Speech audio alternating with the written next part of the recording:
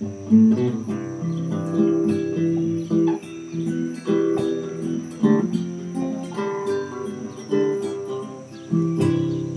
my bucolic life, 3 city strife. Horses, chicks, and dogs, they are my neighbors. I cook and some spin, and move the horses into the barn. Then time to move them out again. Red barns, green pastures, beautiful farmhouses. The view I see each day when I arise. This life pleases me, as it is plain to see. I'm living my bucolic life.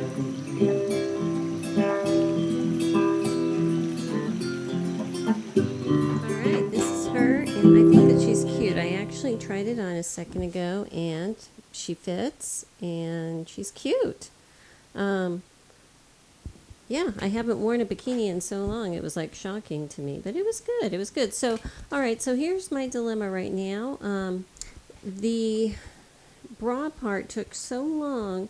I was thinking, man, I should divide this up into 3 videos, the bra, the cover up, and then the shorts. But I think the shorts are going to go a lot faster.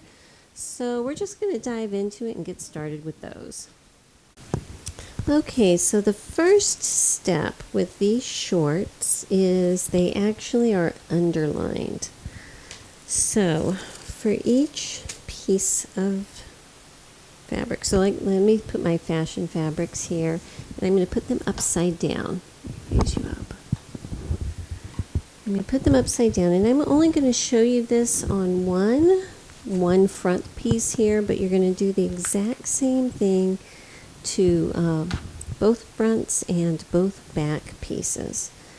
So you're going to take your fabric, put right side down, and put your lining on top of that. And I just have a pre-washed muslin that I'm using for my underlining. Alright, and I am working on a flat table, which is important. And I'm just kind of smoothing it out to start with because things happen.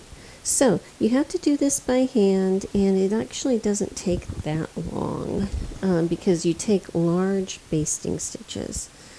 So I'm working with some quilting thread here, which is my hand thread of choice. Alrighty. A lot of people don't put knots in when they underline. I do.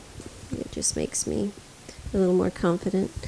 Alright, so what you're going to do is keeping it again as flat as possible, and I guess technically I should iron this, but I think it's fine.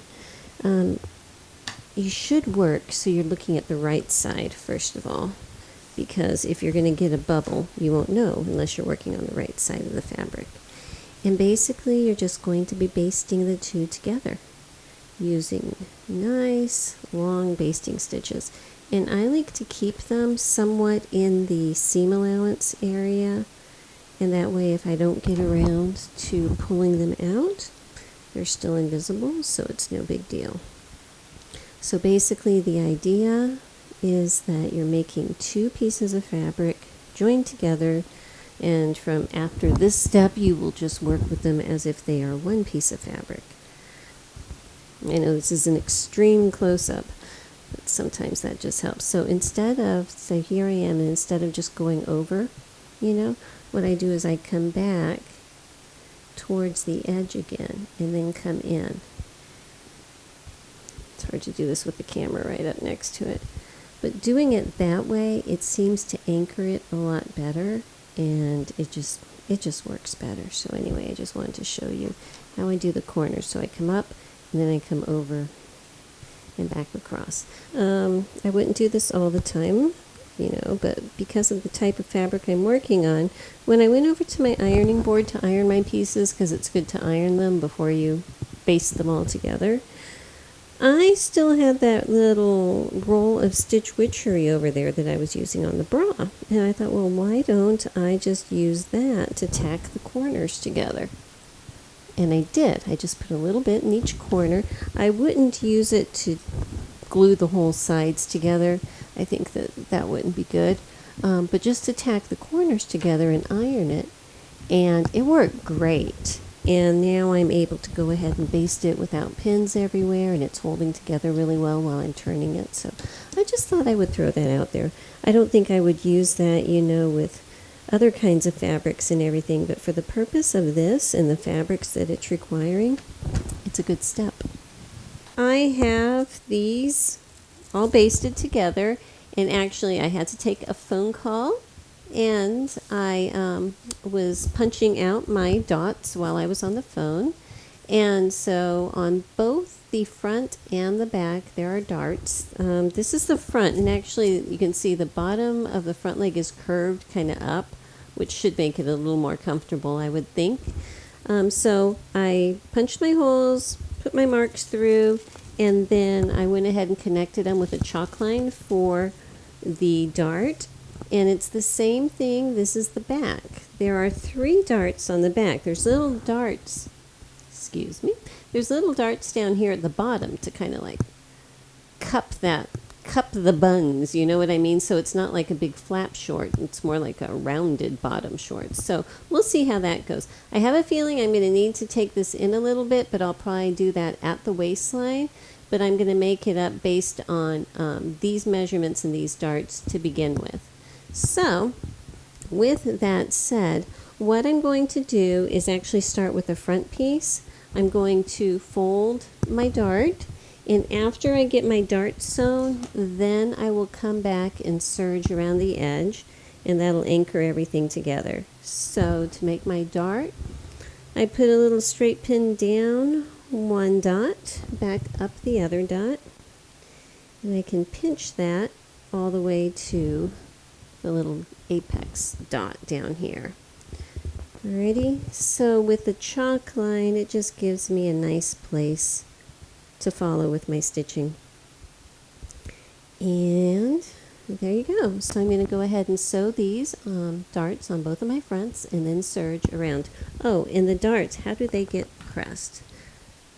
The darts get pressed towards the center. So after I sew the dart, it's going to get pressed towards the center. Okay, so this is done, and my dart is pressed towards the center, and then I serge it. And by serging it at that point, it just eliminates some of the bulk. That way it's just, this whole thing is working as one unit, which is good.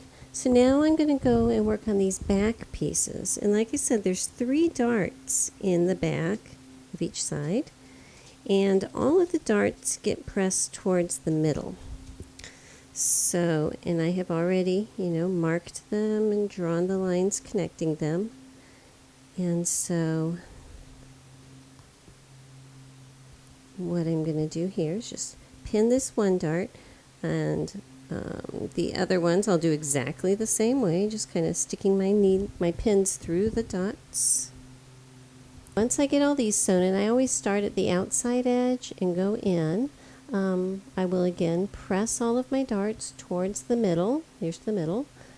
And then after that, come back and serge around the outside of both of these back pieces. Okay, so this is the back, and I just wanted to show you. You can see with these 2 bottom darts, it kind of makes a little curve down there at the bottom. So it's kind of cute, it's gonna kind of be a form-fitting little bun hugger back there or whatever. But now it's time to sew the front to the back. And what they want you to do is place the corresponding front piece on top of the back piece and sew up the sides and sew the crotch area. So hang on one second.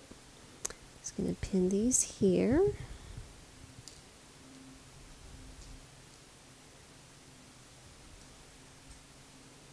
Like this. And then they want you to sew this part right here.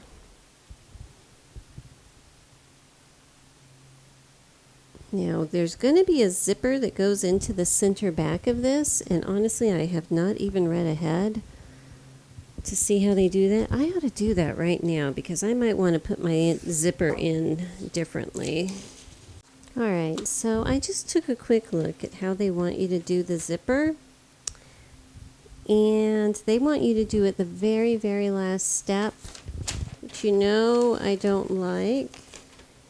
And they have it all exposed and they have your facing underneath. And I don't like that. So I'm going to do it a little bit differently, of course. So before I actually continue with this step, I'm going to put my zipper in first.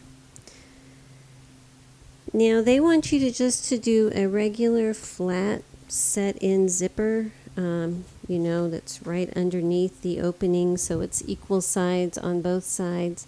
And I will humor them. I will do it that way.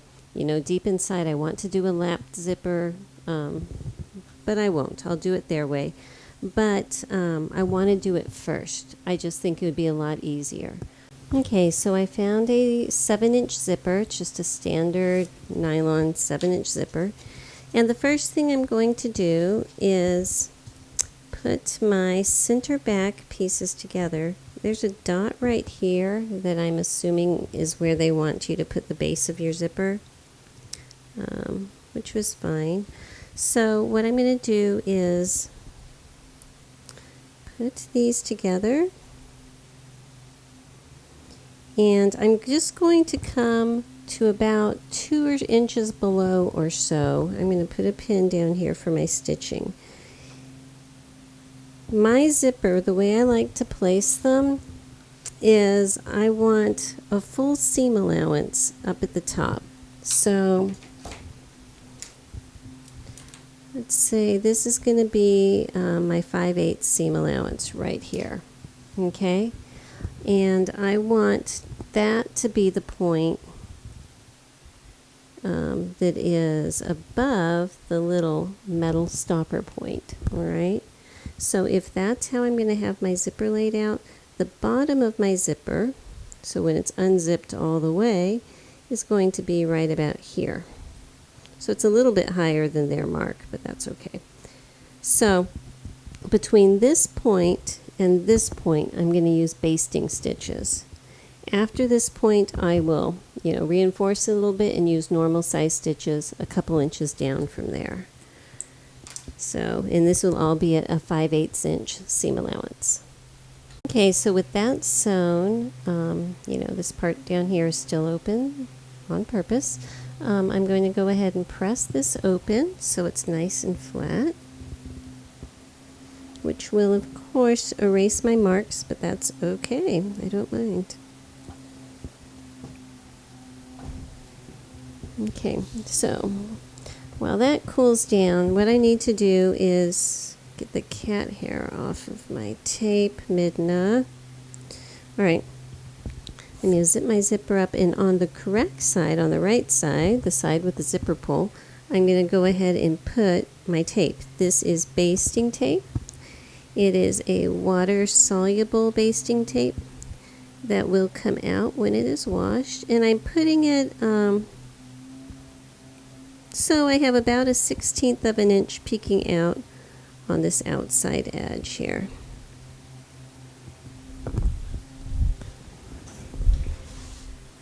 I'm bringing it down almost to the end. It has paper on one side, and so then you can peel that off. Fabulous stuff for zippers. Fabulous. Highly recommended. And now I'm going to peel off the paper from both sides of the zipper. It does not want to come off easily, so usually I have to wedge a little straight pin underneath there to hold the sticky stuff down while I peel the paper up. Okay, so if this is my 5/8, set the zipper down right here. I'm going to put a straight pin across where I need to have the little metal stoppers below, because that's going to be where my seam is. I've got my little pull up, and I'm holding that actually, and I can see where everything lines up. So I want the pull exactly on that seam. And I can look just to make sure that my little coils are going down the center. I'm just going to roll it down. And if you need to, you can move it.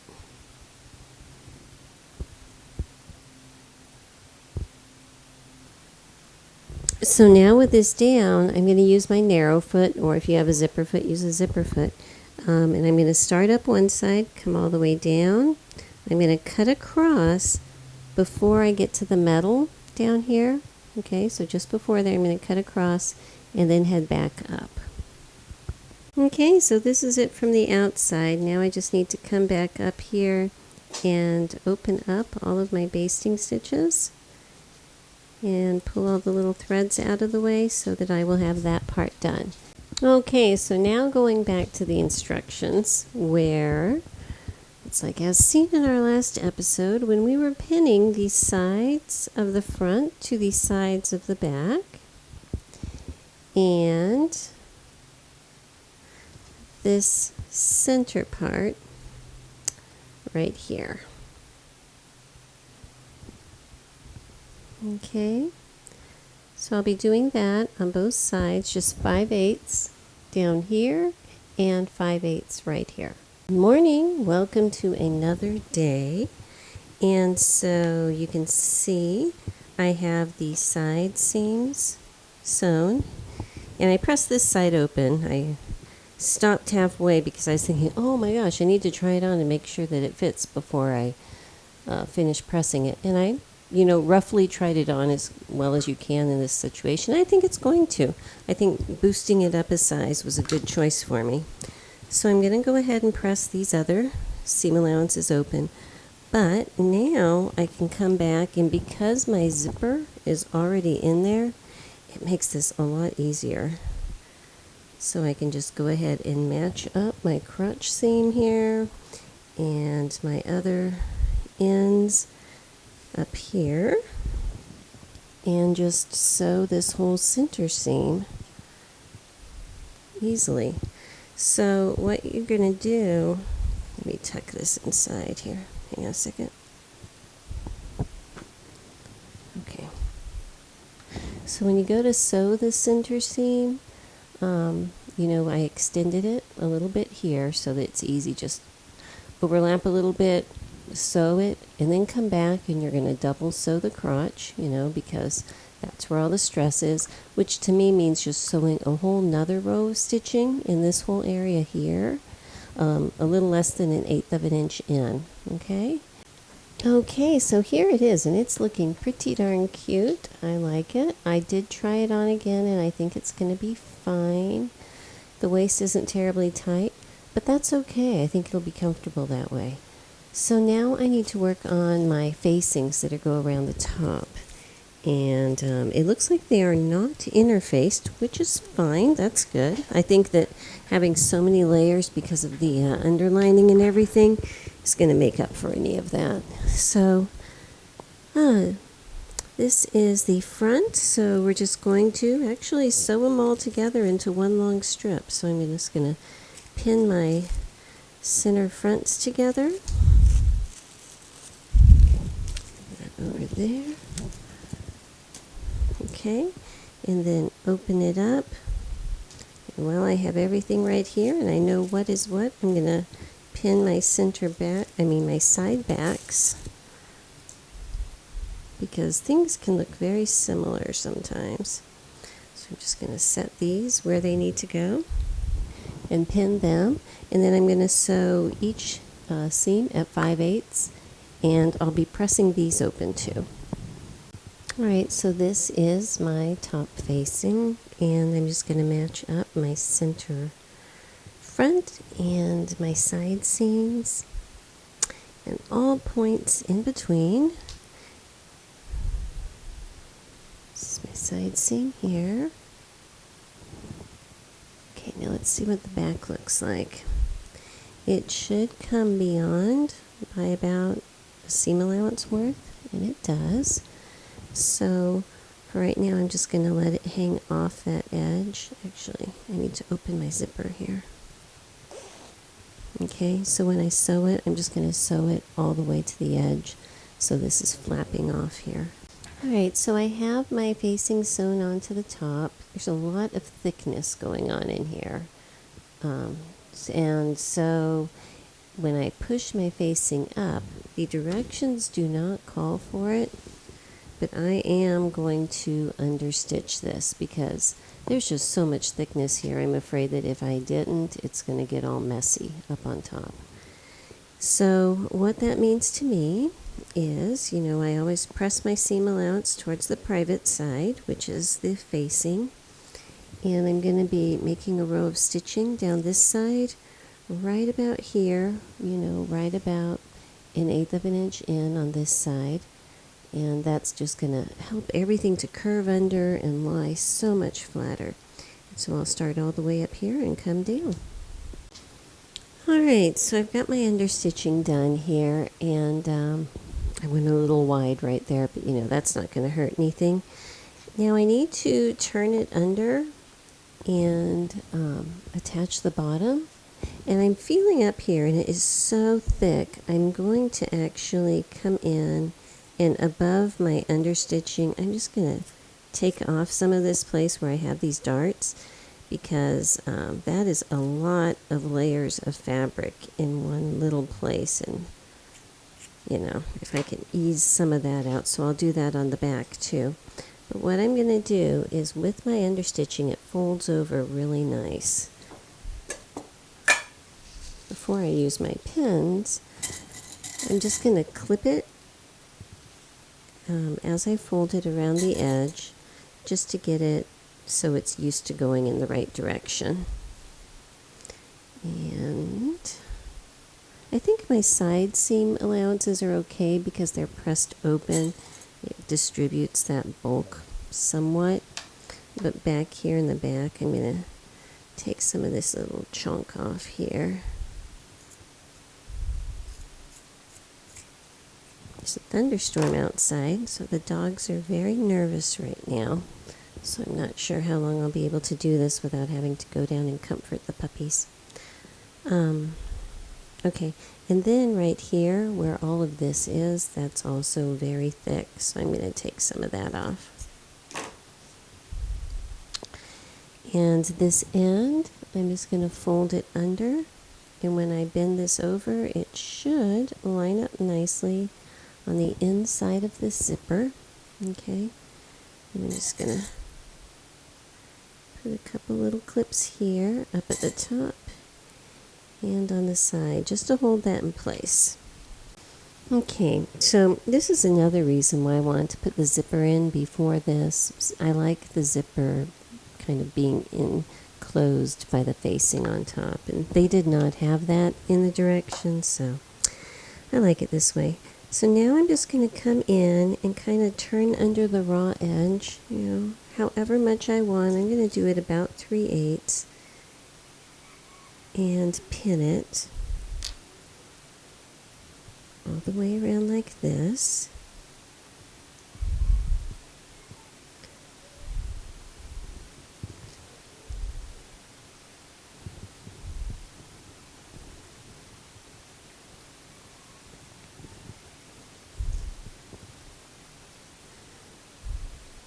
Okay, so I'll just kind of go like that all the way around, try to keep it at about 3/8 of an inch.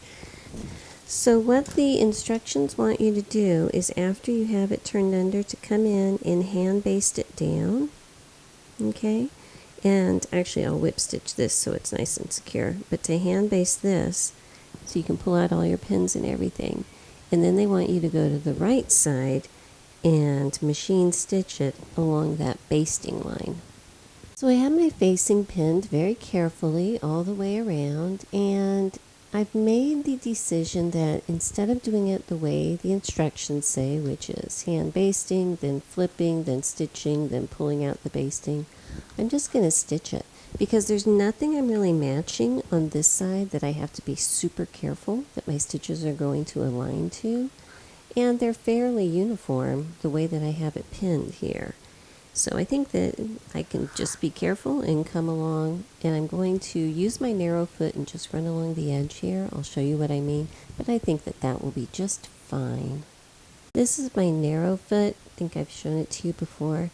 It's just really handy for doing little edge top stitching things where you just want to make sure you have a really, really small edge. It's a little less than 1/8 of an inch from the center of the needle, and I can just guide that along, and it works really well. So I'm going to pop that on and make this stitch.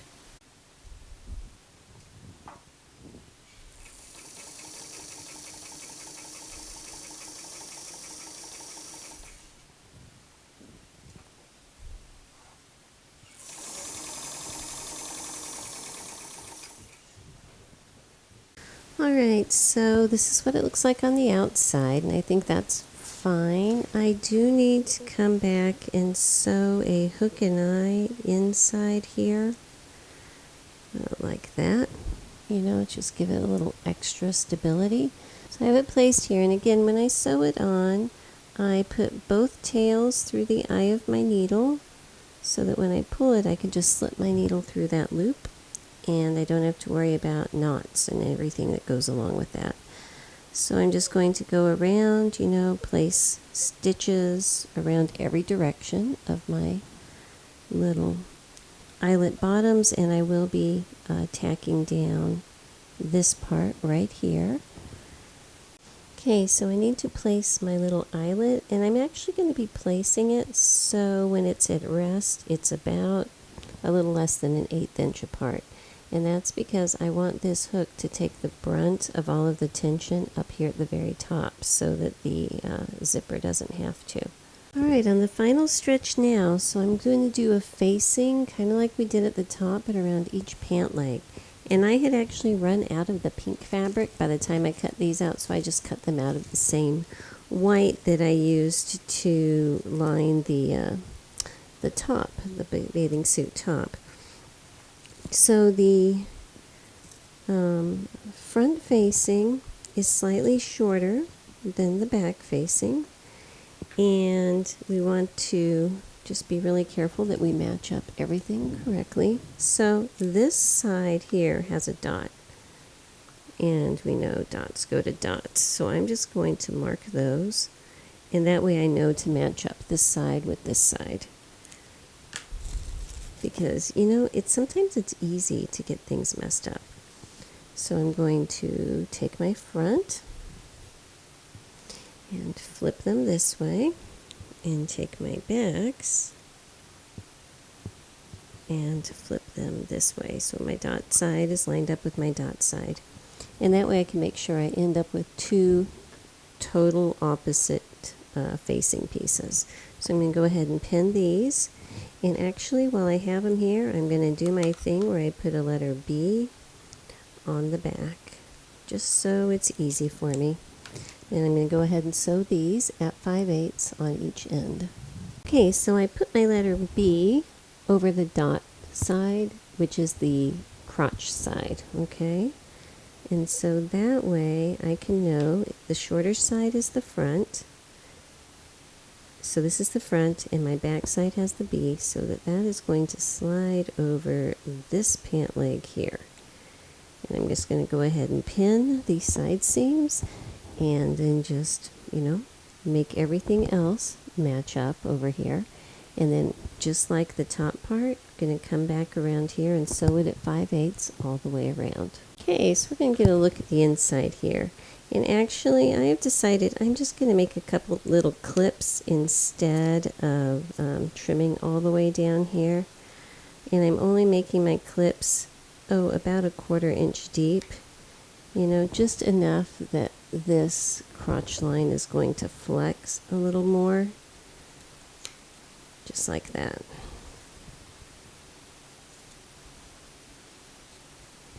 And I'm only doing it where I have it stitched double, alright? Because that way, if it does want to go ahead and fray a little more, it will be stopped at the first line of stitching before it gets to the final one.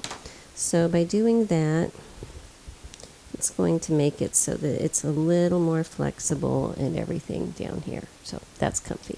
Now, I sewed the facing on, and just like the top, I understitched it in the exact same way. And I'm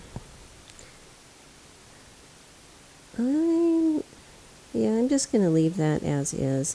There's these little darts, and if everything goes well, I'm just going to leave those two.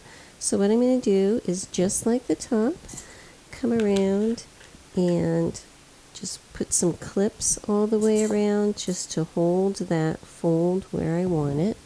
Okay, and once I have that clipped, then I can come back with my pins and pin the edge under so that I have it nice and even and ready to stitch. Okay, so I've got my facing pinned on, and I'm just going to go ahead and edge stitch it, right now.